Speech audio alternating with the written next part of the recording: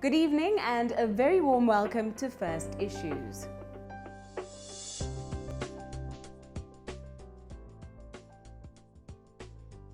In the last half of 2016, more than 9,000 parastatal and private sector jobs were lost in Botswana. These were from entities such as BCL and Tatinickel Mines, Air Botswana, Banyana Farms, Botswana Housing Corporation, Botswana Power Corporation, and the Botswana Meat Commission. As 2017 gets underway, Water Utilities Corporation employees were among those holding their breath as the entity underwent a restructuring process. And a relatively new subsidiary of Gem Diamonds Botswana in the Central Kalahari Game Reserve is reported to have suspended its operations in preparation for its own retrenchment exercise, joining the growing number of mines that have closed in the past few years. Clearly, retrenchments across a number of sectors are still ongoing, an issue we looked to discuss and unpack some time ago for our viewers, giving insight into the rights both employers and employees have during what can be a very difficult time. I think what's just important to note is that it's the fact that they have a right to be consulted meaningfully about the process so that they can give their inputs in terms of, so that management can take those inputs into account before making any final decisions. And that is the decisions on who gets retrenched, in other words, selection criteria for retrenchment. They also get to have an input insofar as the separation package is concerned. They get to give the employer input. Although, as I've said, is that this is a consultative process, and therefore, in the end, the employer retains the right to make that final decision. Now, having understood the legalities, we wondered how this process affects employees both mentally and emotionally. What goes through an individual's mind when they're told they could be getting laid off? What do you do with worries about your family's future that could rob you of sleep? How do you deal with being made to feel disposable, having given what could be years and dedication to a job? Tonight, First Issues speaks to Karen Robertson, an industrial psychologist with over 10 years consulting in Botswana, about the psychological impact of being retrenched. When you think of being retrenched, the first thing you think about is, I'm going to lose my salary. So there's the financial implications of retrenchments, but it goes so much further than that. It's not only the financial implication for myself, but it goes to my extended family as well. So it's actually far-reaching out in the communities as well. Then we also, why does this happen to me? Am I not good enough? So it's also that blows to my self-esteem. And then obviously going through the change cycle, all the mental and physical changes, going through like stress, and it has an impact on my relationships, it's got an impact on my health. So that's really what we are looking at when we find employees going through retrenchment. How then do you factor in? What do you do with all those negative emotions? Is it possible to give somebody a positive mindset about something so disruptive? It's actually a very nice, feels very rewarding to be able to contribute in that field, because retrenchments and restructuring is part of our vocabulary these days. It's happening. If it hasn't happened to you, it will most likely happen to you, or you know somebody who it has happened to. So what we do is and we work with companies to really understand the reason for the change, and then to translate that into simple terms when we communicate with the affected employees, then to make them understand why this change is happening, but also the change cycle that I will go through, starting with denial, this can't be happening to me, anger, blame, and then the depression stage. And then what we're trying to get them to is to get to the stage we say, this happened, how am I moving forward now? The crux is to not get stuck in that depression stage. So we make them aware of the different phases they will go through, but also how will I know in which phase I am now, and when is it starting to be unhealthy? When am I stuck in that phase? And then we also look at the self-esteem, building up people's self-esteem. What can you do to build up your self-esteem? And we focus them again on what makes me unique? What have I got to contribute? You know, when you're down there, the last thing that you think about is those positive things. So in the process that we go through is really to a concentrated, a focused effort to work with them to unearth those things again. And then also, what attitudes are going to help me? Optimism, ownership of the situation, resilience. Then what we also do is, once we've dealt now with this change, like a tree that you chop down, you would think that it's dead now. And then with the right, with light and air and rain, sometimes a shoot comes up again and there's new growth and new life. So we show them that new growth, that shoot. What are my options after retrenchment? What can I do to deal with it in terms of what can my family do in terms of support, and all institutes out there that can support me in this. So that's what we work on.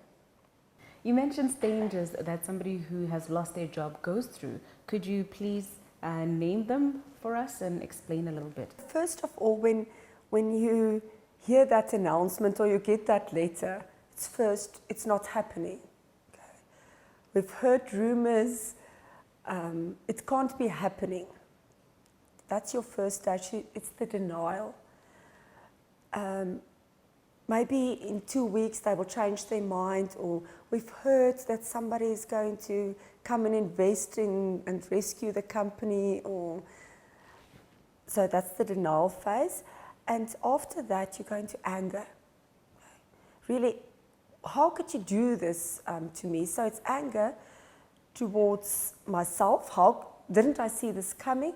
Anger towards management. How can you do this to me? I'm a loyal employee. And then anger towards life in general. You know, it's so unfair. Then we get to the phase of blaming. It's your fault. It's management's fault. That's why we also look at why is this change? We try to make that realistic and concrete for them. So that's the blaming phase. Then you go into, right at the bottom of that curve is the depression. And that's really where, you can start feeling it physically, emotionally. You get sick, it's difficulty to concentrate.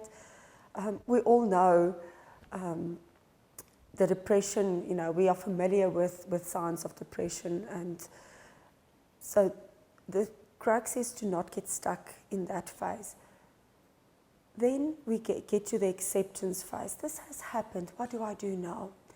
And it's very important to remember that every person is going to move through this change curve at their own pace. I may have gotten my letter to announce my retrenchment 2 weeks ago. You got it at the same time. I may still be in that anger phase while you have moved on now and in the blaming phase. I may still be in depression while you have accepted it. So that's what we have to understand with our colleagues as well. That's why we also like to work in groups with the people, because it's not only the people who's going who are being affected, it's also the ones staying behind. I'm losing friendships, I'm losing a sense of belonging to a team here.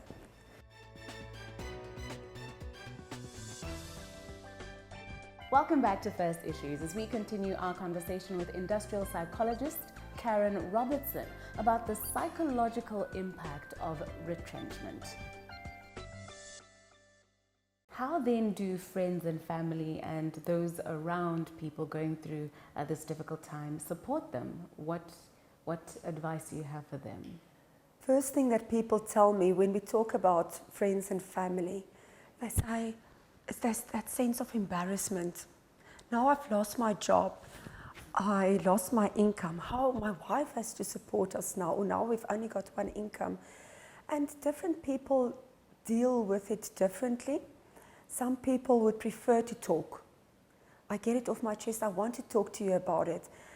Other people want to keep it, deal with it themselves. And I think if you are in that family, if you are the spouse or the partner, is to ask your partner, I recognize that you are going through a difficult phase. I want to support you.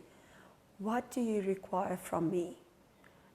So that you can give that then, not to get angry when they sort of pull back and don't want to talk about it, or sort of, because sometimes people also don't want to talk because they don't want to upset you. I don't want to stress my wife.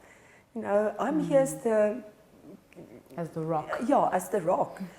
So it's really to ask those questions, and then also for the wider family, just to be there. Okay.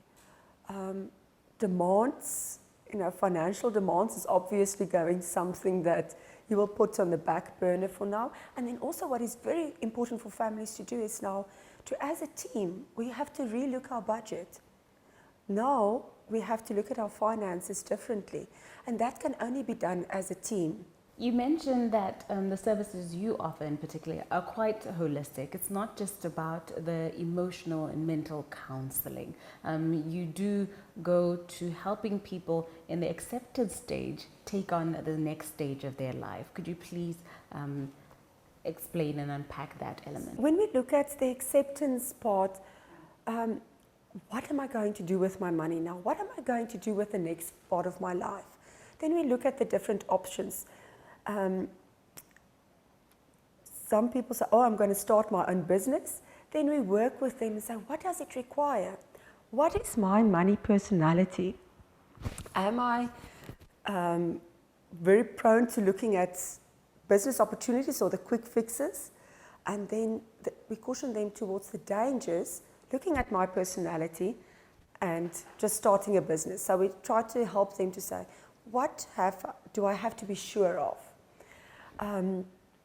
So we look at the various options there, and then we also look at the money part of it, spending my money wisely, the financial literacy bit. How do I have to adapt my lifestyle? Because that is part of the new growth. I have to make some changes with my budget. Then we go through a few things with them we get them through the budgeting. How do I budget effectively? Then also the hooks in spending, and also how can I make my money grow at a later stage. Then we also look at, I'm seeking for new employment now. How do I write my CV? What do I do in an interview? What are the interview skills? Karen says, although the provision of retrenchment consulting and counseling services is not mandatory, employers should consider that in the same way that they provide wellness programs for people in their employ, they must take it a step further and look after employees' wellness during the retrenchment process for the sake of the country. What is your view? Stay with us, as up next we look at the growing profession that is blogging.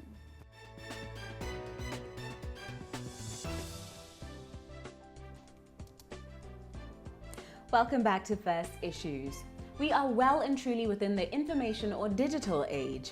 If you have any doubts, you just have to look at the voracity with which young people consume and are consumed by social media. But we're here to tell you this evening that it's not all narcissistic or frivolous fun and games taking place on these platforms, that followers, tweets and likes can actually be turned into cash. That content producers, having been given a tool that allows them to leapfrog over obstacles such as time and space, can actually make a decent living from the constant and habitual updates, if the millionaires that are being spawned by this trend are anything to go by. It began with people journaling about their lives and interests and attracting audiences that were enough to draw corporates into the practice. either sponsoring successful blogs or buying out the niche platforms that had been created outright and running them themselves. AOL bought technology blog TechCrunch for $25 million from Michael Arrington just 5 years after he founded it in 2005. We have now witnessed video blogs on sites like YouTube, photo blogs on sites like Instagram, and microblogs the likes of Twitter launch their own influencers and tycoons. Successful blogs cover a wide range of subjects, from opinion pieces on Huffington Post, environmental conservation on Treehugger, to celebrity gossip on TMZ and Perez Hilton. If you're still in doubt that blogging can be big business, what do you make of Harvard Business School enlisting Instagram blogger Chiara Ferragni to lecture MBA students in an elective course called Luxury Marketing? The practice has well and truly taken off, maybe a little too well, with reportedly 33.9 million new blogs created every single month, adding to the over 60 million that already exist on sites such as WordPress.com. Therefore, for a blog to become one of the most popular in the highly competitive blogosphere, an extreme amount of dedication, a fair amount of talent, a good amount of business sense, and a whole lot of luck is said to be required. Not to be left behind, tonight we speak to a young Botswana who says she is making a decent living off of her blog, The Afrolutionist, to find out what the realities of running a revenue-generating blog are locally.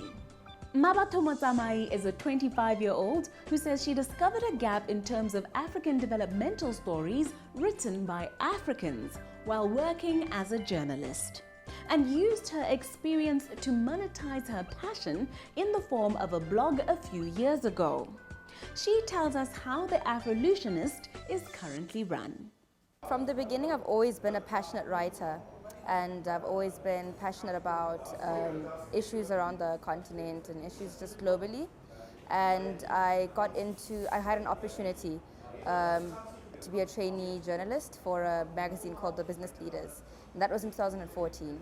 And I was working with the magazine, and I found a potential opportunity to start writing about more continental issues in a positive manner, because I realized that there's a bit of I'm looking for a proper word, like there's a little bit of A gap, there we go.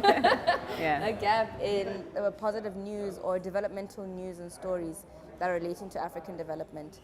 And I thought of how do we create a solution for Africa, and I constantly utilized that as a point of reference or reflection into building this brand that I have today. And I thought of The Afrolutionist, thank you.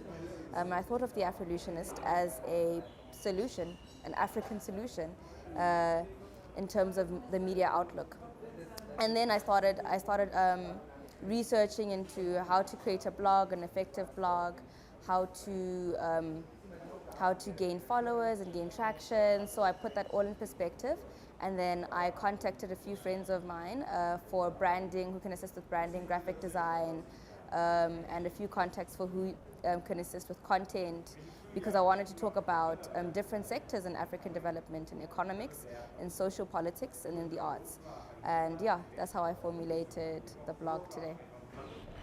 There's so many channels to get your message across these days. Some people even still look to magazines when they have maybe identified a topic such as you have, or newspapers. Why blogging? Why didn't you maybe try to get a newspaper column? What drew you to that platform right there? To start off a print or traditional media requires a lot of capital, so it's very capital intensive, and as well as labor intensive. So, and to build on the traction, you obviously need networks in terms of advertising and the like, so you can be able to fund your company and your process. However, with blogging, it's not as capital intensive as is a newspaper or magazine with the outreach. You get a larger outreach because it's a global following. And through various partnerships that exist, for example, Google Ads or AdWords, you can be able to implement that into your blog and then receive advertising money so you can be able to sustain it. So we do have like a positive outlook in terms of like going digital instead of focusing on the locality, the local market, yeah. Especially, I guess, if you're talking about continental issues, you want to have a A broader larger reach. audience. So where are we at now from inception till 2017? Are you still the only content producer? How's your organization structured?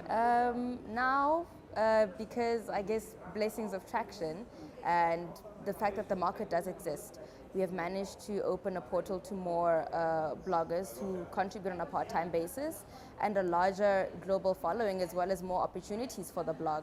And we do have guest bloggers that come along once or twice who discuss the arts and culture sectors, in Africa. Has there been any issues funding this project or generating income from a blog in Botswana? Do you think there are challenges maybe you face as a blogger in Botswana that other people in more developed countries do not? Or has the web democratized and leveled the playing field? I think it's interesting because in essence, our services as the Afrolutionist is a service to a fourth generational market. Fourth generation meaning in terms of the industry, so more a digitized, a techno-friendly market, people who enjoy using internet and internet-related products. So the consumers are there and our service is there, but we still need to get businesses on the game of, it is possible to advertise digitally and the benefits of digital advertising. I mean, and the difference between digital advertising and advertising with traditional media is that it's trackable. You can be able to ascertain direct sales from the campaign that you've hosted, as well as the fact that it's always going to be in the online space. So if you advertise on our blog, if somebody can search for your company on the blog, even after the campaign is done, they will still be able to find it so long as our domain exists. So it has a very lifelong advertisement placement product in comparison to with traditional media. Of course, traditional media, their advertising still exists and is very valid today. However, we must understand that our consumers are found in the physical and in the virtual world as well. So I think that's one of the biggest challenges we've had is just constant sensitization with businesses in the beginning. But as we're moving along, the trends are changing. Businesses are starting to see the impact we're having, especially with the fact that we're getting a lot of international recognition here and there as well. Thank you for tuning into tonight's program. We now read out the winning response to last week's show that featured Lebang Mputukwane and Thabang Muluzi. Brenda Mabaka from Nata SMS to say that there is no royal road to anything.